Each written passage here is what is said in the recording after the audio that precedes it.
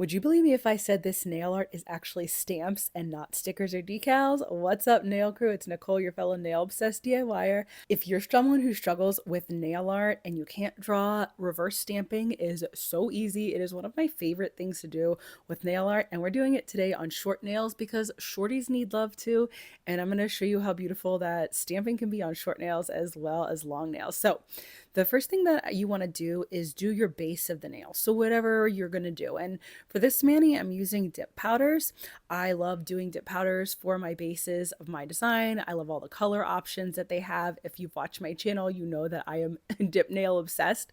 The colors that I'm using today are from OG Dip Powder. The off-white shimmer actually glows and it's called Turn Up the Juice.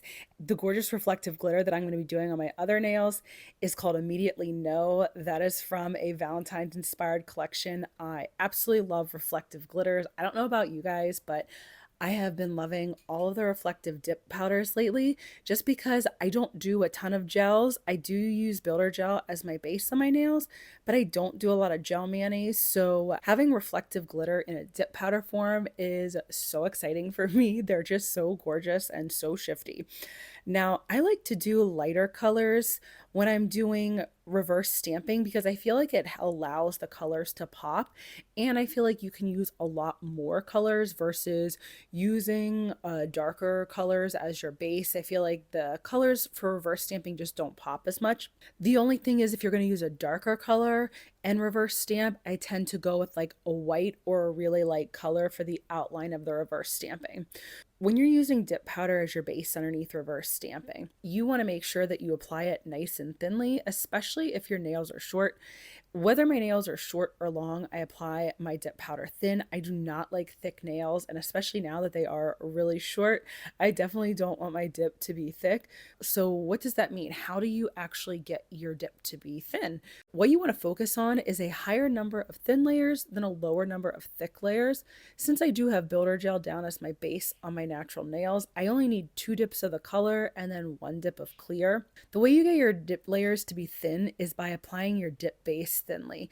And that means you're wiping off a majority of the dip base on the inside of your bottle before it even touches your nails. So that's what I do regardless of whether my nails are real short like they are now or a lot longer, like once in a while I have them really long. I keep my dip base as thin as I possibly can. And obviously, how much dip base you need to keep a thin layer is going to change based on how long your nails are. So when my nails are really short like this, I don't need much dip base at all on my brush. And when they're longer, I do need a little bit more, but that's something that comes with practice, is figuring out what that means for you to keep your layers thin. And you can tell when your layers are thin just by looking at them. So when I'm doing shimmers or solids, I pour the powder over. And when I'm using glitters, flakes, or foils, I lay my nail flat. I use these dip cups from SJ3 Designs.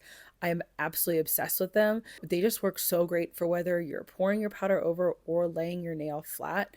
And since I do have builder gel down as my base, I don't have to worry about doing any kind of clear dip powder underneath. I just can go straight in with my colors. And I do the dips on my full nail since I already have a slight apex built into my builder gel and my nails are so short, I really don't have to worry about that. My nails do have a natural curve to them too, and a little bit. So just doing, a slight apex with builder gel means that all I have to do with my dip is just apply it over my full nail. Every time I apply my dip powder, I trace around my nails with some kind of cuticle tool, some kind of pointy cuticle tool like an orange wood stick, or some people like using metal tools to trace around their nails. Whatever works for you, that is going to be what's best. I have just been really enjoying using wooden cuticle sticks. I think because I'm so messy, I just throw them out after each mani. And then I always make sure that I top with clear dip powder as my last layer because it seals everything in.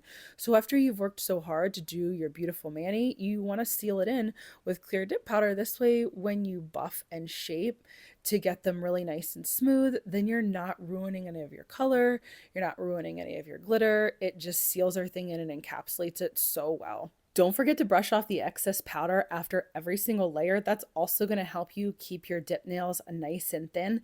Once you finish with your clear and brush off the excess, you activate it and let that dry. So the way you know that your nails are dry and hardened is if you tap on them after the activator has had time to set. You tap and it'll make this like clicking sound. If it doesn't make a clicking sound, your nails are not ready to be buffed. I go over all my nails 2 times with the activator because I don't know, it's like a force of habit that this way I know for sure I've got enough activator on them. And then I like to take a really big buffing block and just file them smooth, fixing any of my shaping with a hand file, and then just trace around my cuticles with the nail drill bit just to make sure that everything is nice and smooth and ready for my stamping. I like to clean my nails then with isopropyl alcohol to make sure that there's no filing dust left on my nails before I go and do my stamping. And now I'm so excited we're going to get into reverse stamping. I got these really cool nail art little sheets from McCart. I always make a mess out of my stamping polishes for when I do the reverse stamping. And I thought, you know what? Let me try these and I'm going to show you how awesome they work. So the first thing that you want to do is you want to get the base part of your stamp nail. So you want to get the outline of your stamp done and on the stamp. I like to hold it against my nail to see like, okay, how does this color look? So I was first going to do this peachy color and it just didn't look quite right. So I went in with this gorgeous brown called Cocoa from Maniology, and my stamping plate is from Maniology as well. Everything that I'm using, I'm going to link in the description, so you don't have to worry about that. I will keep everything in there. I always do, even when I forget to say it. So what you want to do when you want reverse stamp is you want to pick up your initial image. And the way that you pick up an initial image for any kind of stamping is you put just enough polish down to cover the entire image. You scrape quickly and firmly at a 45-degree angle, and then you roll the stamper in the opposite direction that you scraped. Now, I like to use some masking tape to get off any of the excess pieces of stamp that got on the jelly stamper, and then you let that dry. So this is the key for reverse stamping. Everything has to be really dry. So first you let your initial image dry, and then you use stamping polish to color the image in. That is literally what reverse stamping is. If you can color, you can reverse stamp. Once you get the basics of picking up the stamp down, the reverse stamping part is literally coloring it in. And this little nail art paper that I was using worked so great. I wanted to do a peachy color to match with my reflective glitter to pick up some of the peach in it. And then I wanted green for the leaves of the flowers. It turned out so beautiful. I was loving how it was working. Now, I do have some really thin nail art brushes from Maniology, and I was using that for the peach color. And then I couldn't find any of my other ones, so I just grabbed a toothpick that I had. I have like a whole pile of toothpicks near my nail station, and you can also use those. Now, some people use dotting tools, but for me, I am just way too clumsy. I have to use something really thin. So the thin nail art brushes and the toothpicks just work great. Now, your stamping polish is going to dry up some, so you have to work decently quickly. If some of your stamping polish starts to dry up too much that's on your little nail art palette or your nail art paper like I'm using, no big deal. Just grab a little bit more and put it on there. The other 2 colors that I'm using are from Clear Jelly Stamper, this gorgeous peach and green. I absolutely am obsessed with how they look with the brown. And if you really struggle with seeing things up close, the nice thing about reverse stamping is that you can move it real close to your face, or I even have a magnifying glass that sometimes I'll use if I'm not filming, and then I just put my stamper right underneath the magnifying glass, and that's how I can see to fill in the really intricate details of my stamp. These are some other tips that you absolutely need to follow when you're reverse stamping. So when you're filling your colors in, you've got to be really careful about not pressing down too hard into the stamp.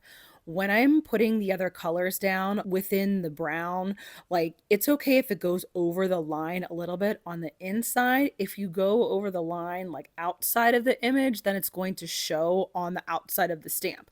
Now, you've got to be really careful too that you are barely touching the jelly stamper. Like literally think light touch, light touch, light touch. When I first started reverse stamping, I kept accidentally pulling up some of the color of the initial stamp because I just have a really heavy hand. So you definitely have to get used to having a very light touch coloring in the reverse stamp. Then once you finish coloring in, you can put the stamp down and let it dry. It's got to dry for a decent amount of time. Sometimes I have a reverse stamped and it hasn't been fully dry after about 5 minutes. So I would say at least 10. I know some people like to literally do their reverse stamp one day, color everything in, and then put it onto their nail the next day. You totally can do that. When you are reverse stamping, you need some kind of sticky base because your stamped image is totally dry. So you need something for it to stick to. Now, I decided on my pointer finger to try using Clear Jelly Stampers sticky base, but I forgot that I don't know how long it needs to be left tacky before you actually put the stamper down. I totally forgot to look it up because I've never used it for reverse stamping. I always use Maniologies. So I grabbed my Maniology one after the timing on my pointer finger was wrong. And I use my Maniology since I knew exactly how long it needs to be. I count to 20 and then touch my finger on like the very edge to see if the sticky base is ready to go. It needs to be tacky and sticky, but not like soaking wet. So the 20 to 30-second range for Maniology is perfect. Now, then I pressed it down. You just take the stamped image, roll it onto your nail, and really make sure it is stuck on there, and very gently roll the stamper off your finger or off your nail so that the image doesn't yank up.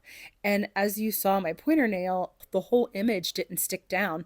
So I ended up having to redo the reverse stamping, which honestly, it was a pain, but I didn't mind because now that I've stamped for so long, it's really like relaxing for me to fill everything in, and I worked a little bit faster, so it wasn't quite as particular as when I did the first one for my pointer finger, but that's okay. That's what's so great about doing reverse stamping like this, is that as long as you're filling the image in, it's going to look great.